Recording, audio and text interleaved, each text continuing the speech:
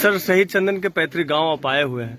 बिहार सरकार का जो है एक भी ट्वीट नहीं आया, जैसा कि घर का स्थिति आप देखें, आपकी तरफ से क्या कुछ मदद किया जाएगा?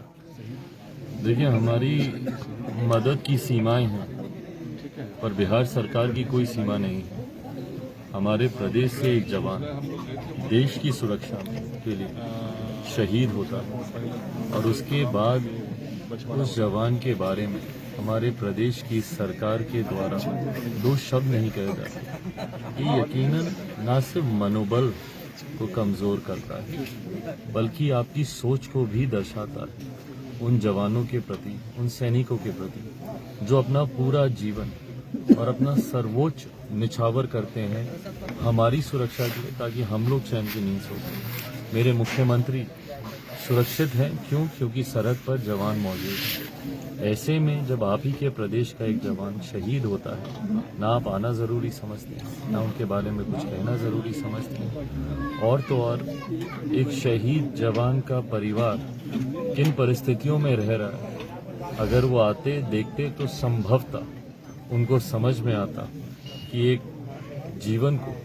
इतने कष्ट, इतनी पीड़ा में गुजारना कितना कठिन है। सर्द के समय में एक टिन की छत, मेरे मुख्यमंत्री अगर अपने राजमहल से बाहर निकलते तो शायद उनको समझ में आता कि इस सर्दी के मौसम में टिन की छत के नीचे रहना कितना कठिन होता है, कितना मुश्किल होता है। बहरहाल स्थानीय प्रशासन से अभी मैंने बातचीत की, उनसे मैंने आग्रह किया है कि अगर संभव हो तो प्राथमिकता में कम से कम इसको प्रधानमंत्री आवास योजना के तहत इसको लिया जाए और घर को जल्द से जल्द पक्का बनाया जाए।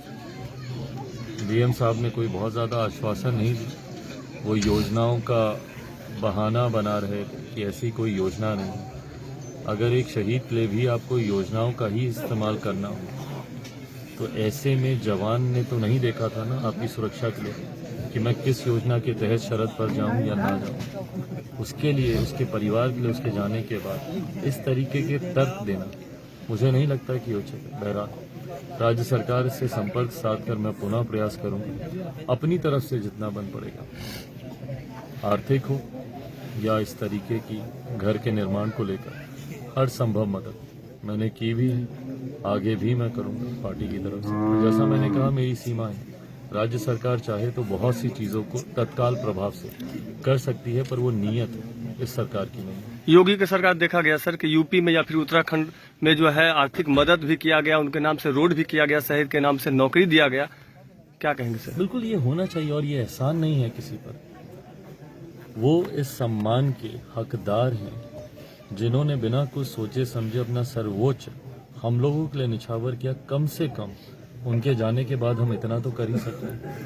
आज उनके बुजुर्ग पिताजी हैं, कम से कम हम लोग इतना तो कर सकते हैं कि इस उम्र में इनको अब आगे किसी तरीके का कोई कष्ट ना हो, कोई कठिनाई ना हो, उसकी व्यवस्था कम से कम सरकार कर सके।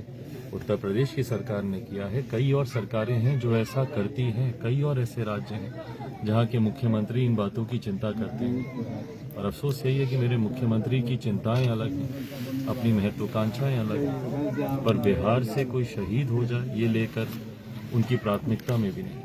युवाओं के चहेते हैं चिराग पासवान, इतना लेट कैसे हो गया? हमारी पार्टी की तरफ से जिस दिन ये जानकारी मिली, ना सिर्फ मैं परिवार के संपर्क में था, उनके भाई से मेरी बातचीत हुई, तो उस दिन भी कुछ और भी कठिनाइयाँ परिवार के सामने आ रही थी। उसको भी जितना हो सका मैंने हल करने का प्रयास किया, गृह मंत्री, रक्षा मंत्री से बातचीत करके। बहरहाल मेरा प्रयास कभी भी आकर सिर्फ अपनी उपस्थिति दर्ज कराना नहीं है। कई ऐसे कार्य हैं जो आप पर्दे के पीछे रहकर भी आप परिवार को मदद पहुंचा सकते हैं, जो इस प्रकरण में भी मैंने करने का प्रयास किया। धन्यवाद।